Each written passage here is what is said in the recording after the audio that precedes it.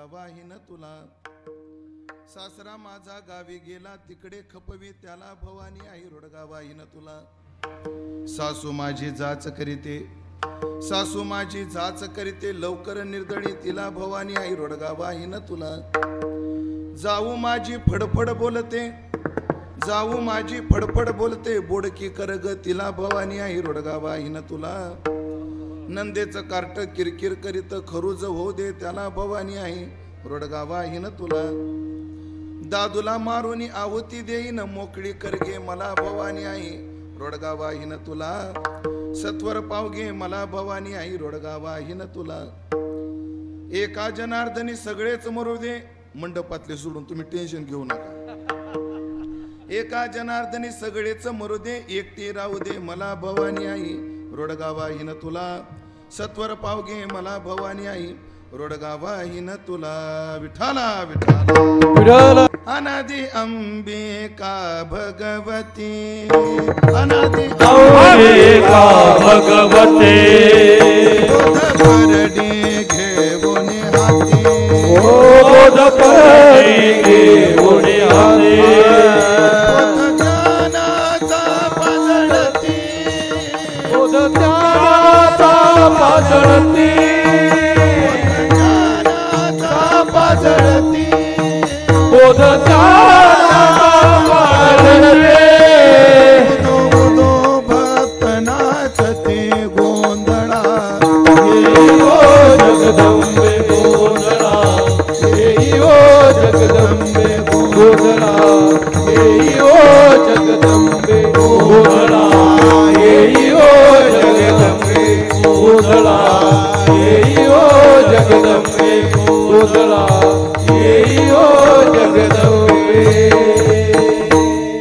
संपाद ज्ञानंच विधाय भक्तिं विलोकितो येन समाधिराज.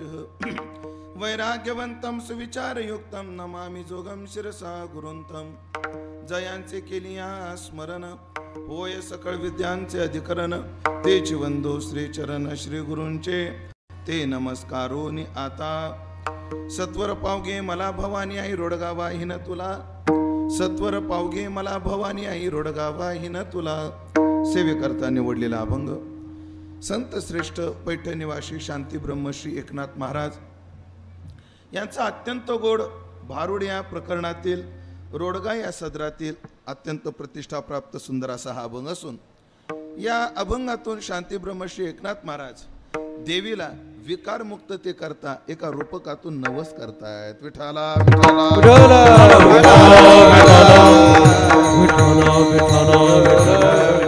उपस्थित सर्व भाविक सज्जन वैष्णव गुणीजन महाराज मंडळी यांच्या पावन आणि भव्य उपस्थितीमध्ये आपल्या या गेवराई शहरामध्ये गेल्या 3 वर्षापासून या दिमाखात संपन्न होणारा जो उत्सव आहे त्या उत्सवाचं निमित्त आपल्या भागातील कार्यसम्राट सर्वांच्या हृदयात ज्यांचं आदराचं स्थान आहे असे परमादरणीय प्रमश्रद्धेय ज्यांनी आमदारकीची हॅट्रिक केली, ज्यांनी मंत्रिपदही भूषवलं आणि या वयातही तरुणाला लाजवेल अशा उत्साहाने अजून छोट्यातल्या छोट्या मोठ्यातल्या मोठ्या कार्यकर्त्यापर्यंत ज्यांची नजर आहे, ज्यांच्या कार्याचा परिचय आहे असे आदरणीय शिवाजीदादा पंडित यांच्या 87व्या वाढदिवसाच्या औचित्यानं या ठिकाणी या 3 वर्षापासून उत्सव संपन्न होतो आहे. एक उत्सव समिती स्थापन झाली. खरं तर त्यांनी 3 मुलाला जन्म दिला. सगळ्यात मोठे आदरणीय श्री आमदार माजी आमदार अमरसिंहजी पंडित, त्यानंतर जयदादाजी पंडित, सगळ्यात छोटे विजयदादा पंडित. हे 3 मुलं आहेत. ही 3 मुलं त्यांनी स्वतः जन्माला घातली, पण त्यांचं जी कृती नावाच्या तनुशी विवाह झाला. त्यांनी जे कृतिशील कार्य या भागामध्ये केलं, रक्तापासून 3 मुलं झाली, पण त्यांची कृती जी होती, सामाजिक कार्याची जी कृती होती, त्या कृतीतून निर्माण झालेली जी अनेक मुलं आहेत, कार्यकर्ते आहेत, पण ती मुलासारखे आहेत. त्या सर्व कार्यकर्त्यांनी 3 वर्षापूर्वी ही समिती गठीत केली आणि त्या समितीच्या माध्यमातून या कार्याला मोठा दुजोरा देऊन त्या निमित्तानं हा उत्सव संपन्न होतो आहे. खरं तर पहिल्या वर्षी येण्याचं सौभाग्य मला प्राप्त झालं होतं. याही वर्षी या उत्सवात येण्याचं भाग्य मला प्राप्त झालं. सर्व आदरणीय शिवाजीदादांच्या अभिष्टचिंतन सोहळ्याची समिती, या समितीच्या माध्यमातून तथा आमचे आदरणीय चाटे सर यांच्या विशेष आग्रहातून संपर्कातून ही सेवा या वर्षीची माझ्या वाट्याला आलेली आहे. तरी ज्ञानोबाराय तुकोबाराय जशी बुद्धी देतील तसं मी या निमित्ताला धरून या अभंगावर बोलण्याचा प्रयत्न करणार आहे.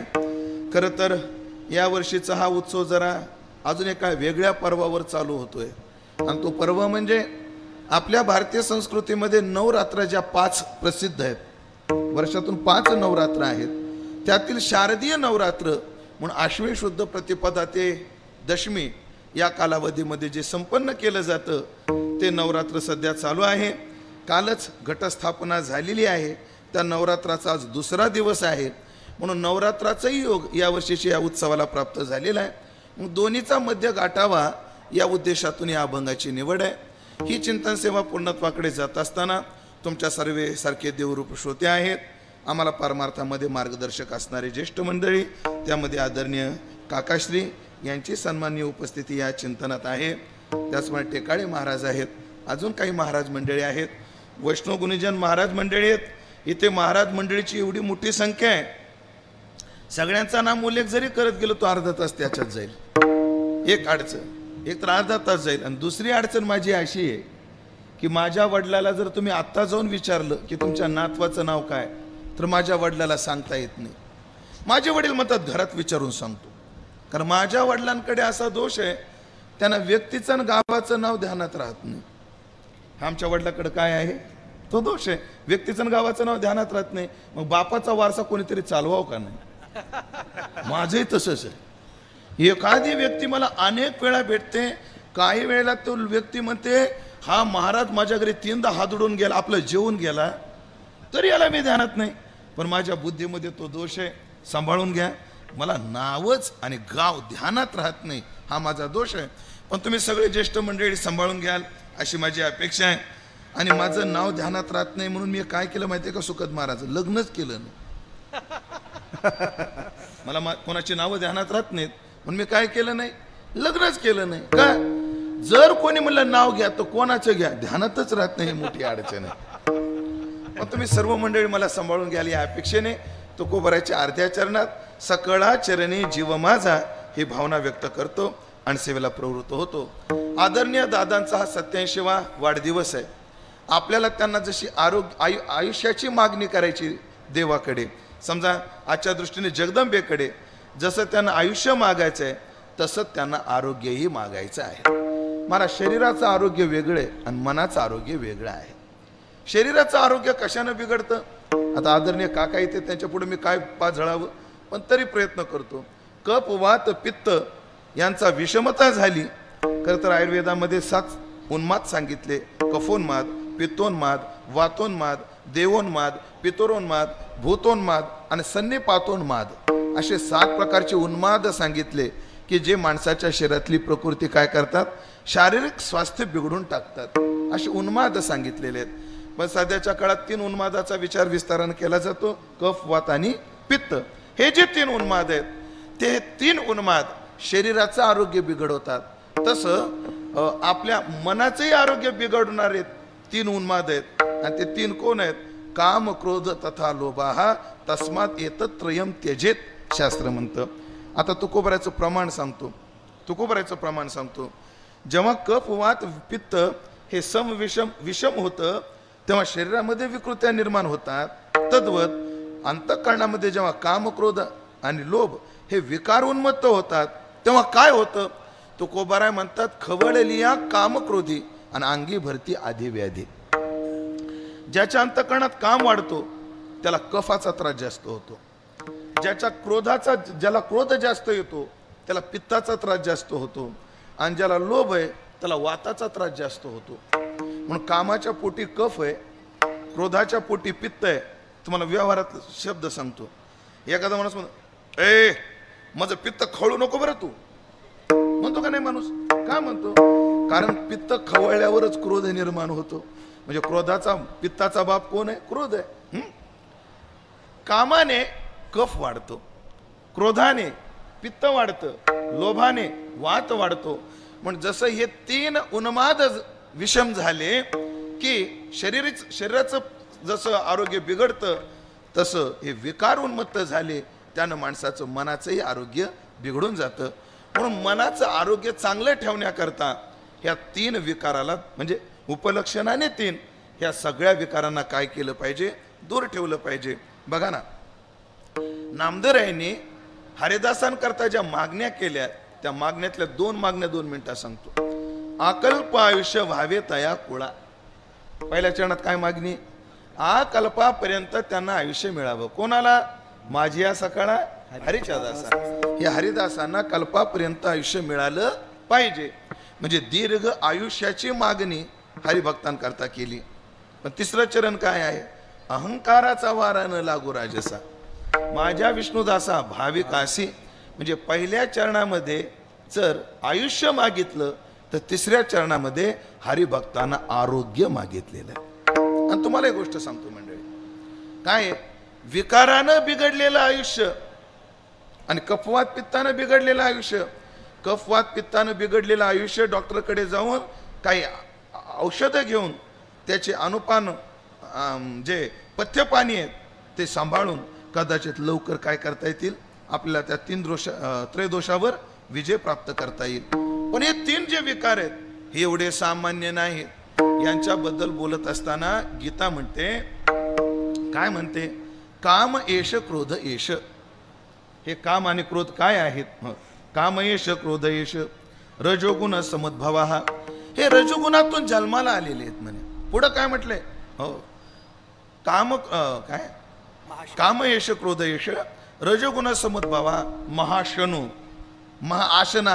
म्हणजे मोठे खादाड आहेत. हे काम क्रोधाचे विकार काय आहेत? मोठे खादाड आहेत. किती खादाड आहेत? माणसाला एखादा माणूस खादाड असला तर त्याला 1 भाकर खायला निदान 4 तरी घास करावे लागतील का ना? 1 भाकरीचे 4 घास तरी एवढं होणं शक्यच नाही. तरी आपण धरू एका भाकरीचे 4 घास. पण महाराज हा काम आणि काम क्रोधादी विकार एवढे खादाड आहेत. विश्वामित्राची 60,000 वर्षाची तपश्चर्या एका क्षणात यांनी खाल्ली. एवढे महाआशना आहे, मोठे खादाड आहेत. प्रमाण देऊ याला. प्रमाण आहे. श्लोक आहे. पण ते पंखे बंद करा बरं, काय होतं बघू आपण. कूलर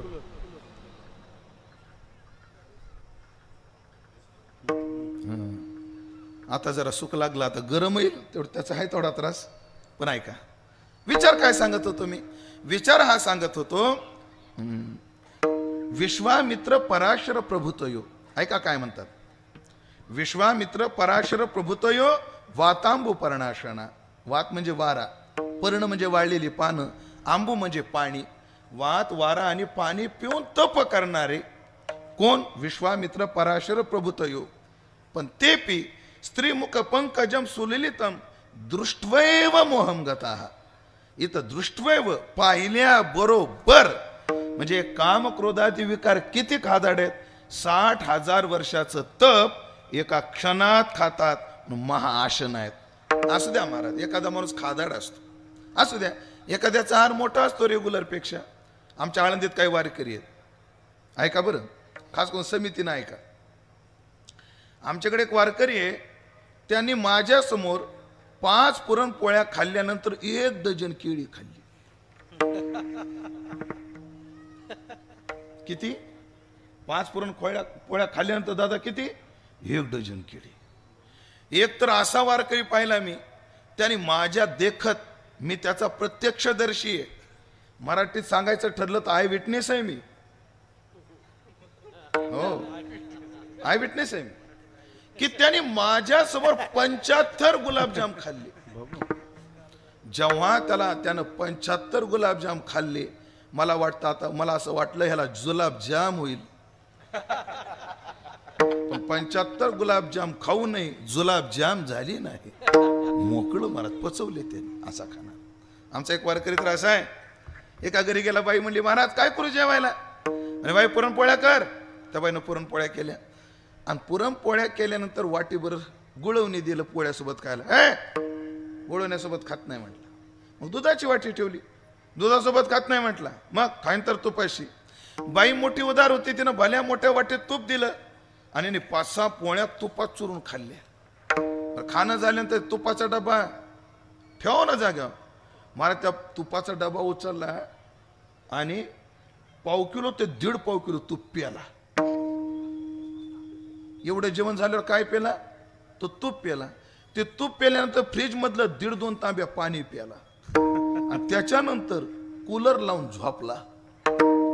जे तूप प्याला त्या तुपात होता डालडा. ते गार पाणी प्याल्यामुळं ते पोटात गेलं आणि थिजलं. काय ते तूप ते खाली घसरण आणि वर बी निघणं मोठा ताप. वीट गरम केली, वीट गरम केली आणि त्या विटानं शेकून शेकून शेकून तूप बाहेर काढलं. आता वरून काढलं का खालून काढलं मला आठवत नाही बरं. काढलं होतं. असे खादाड असतात महाशना, मोठे खादाड असू द्या. एखाद्याचा आहार असू द्या मोठा. अशी खाणारी माणसं आहेत. सर समितीला विचारा, पुढच्या वर्षी सप्त्याला घेऊन येतो, तयारी दाखवा फक्त तुम्ही. महाशना माणसं असू द्या खादाड, पण महापापमा पापी नसावी. खादाड असू द्या, 1-2 खातं तर 4 खाऊ द्या, 4 खातं तर 8 खाऊ द्या, पण पापी नसावं. ज्ञानो भगवान म्हटले हे काम क्रोधादी विकार आहेत ना, हे नुसते महाशना नाही आहेत. हे काय आहेत? महापापमा, मोठे पापी आहेत. काय करतात हे पाप? विद्येनामी वैरिनम, हे मोठे वैरी आहेत. आई काय करतात? त्याच्यावर ज्ञानोबाराची भाषा एवढी गोड आहे, एवढी सुंदर आहे. ज्ञानोबारा काय म्हटले काका माहिती का त्याच्यावर बोलताना? ज्ञानोबारा म्हणतात, या काम क्रोधाचे ठाई आणि कृपेची साठवण नाही. हो, म्हणजे गीतेनं 2च सांगितलं की महापापमा आहेत आणि महाआशना आहेत. पण ज्ञानोबारा म्हणतात महापापमा असू द्या, महाआशना असू द्या, पण जर दयाळू असतं तर ठीक आहे ना. ज्ञानोबारा म्हणतात निष्ठुर आहे ते. या कामक्रोधाचे ठाई कृपेची साठवण नाही. त्यांना दया येत नाही त्या कामक्रोधादी विकाराला. ते कामक्रोधादी विकार असंही म्हणत नाहीत, बाबा चांगलं कीर्तन करतो, चांगला पकवाज वाजवतो, ह्याला तरी सोडू. कोणाला सोडत नाहीत ते, कोणाला सोडत नाहीत. तात्पर्य मला एवढं सांगायचंय, हे विकार आहेत आणि हे विकार जिंकणं मोठं अवघड आहे. आणि मग नियम असा आहे, जे काम अवघड असतं ते माणसाला कोणाकडून तरी करून घ्यावं लागतं. मला एक कायम उदाहरण सांगत असतो. उदाहरण काय? दुपारचे 12 वाजले. माता माऊलीनो दुपारचे 12 वाजले आणि माता माऊल्या सगळं त्या बाईने घरातलं आवरलं, भांडे घासले, भांडे मांडणीमध्ये पालथे टाकले, गॅस वट्टा पुसला, गॅसही पुसला, लायटर कोरड्या जागेवर ठेवलं, सिलेंडरचं रेग्युलेटर बंद केलं. तुम्ही म्हणाल तुम्हाला एवढं बारीक कसं माहिती आहे? हे रोज मला करावं लागतं, करणारं कोणी नाही. हे सगळं केलं आणि सगळं झाल्यानंतर थोडं बेडरूम मध्ये आडवं पडावं म्हणून बाई बेडरूम मध्ये गेली ना आडवं पडली. तेवढ्यामध्ये तिचा फोन वाजला. कोणाचा? त्या बाईचा फोन वाजला, पण तिला फोन उचलण्याकरता उठावं नाही लागलं. का? कारण फोन तिच्या हातातच होता. फोन तिच्या हातातच होता. तिनं कॉल रिसिव्ह केला, हॅलो, आणि पुढून आवाज आला, काय करते तू? फोन तिच्या पतीचा होता. काय करते तू? काय नाही, मला आडवं पडले. बरं, ते पाहुणे आले होते. कोणते? माजलगावचे. मग जेवायचं म्हणतात. आता तुम्हाला सायकोलॉजी सांगतो स्वयंपाकातली. मावशात तुम्ही खरं सांगायचं, खोटं नाही बोलायचं. आणि तुम्ही मी सांगतो ते लक्ष देऊन ऐका, ब्रह्मचार्य ऐकून घ्या, तुम्हाला लय कामी येईल, लय कामी येईल तुम्हाला. ऐकून घ्या. बाई जेव्हा स्वयंपाकाला लागते, बाई जेव्हा स्वयंपाकाला सुरुवात करते, तेव्हा तुम्ही तिला 10 माणसाचा स्वयंपाक आगाव सांगा, तिला कंटाळा येत नाही. पण सगळं उरकल्यावर एका माणसाचा स्वयंपाक जीवावर येतो. मावशो खरे का खोटे? हा खरे ना? काढा बरं 100 मग इकडं. परवा चालेल तुम्हाला 1,500 काढा, त्यातले 100.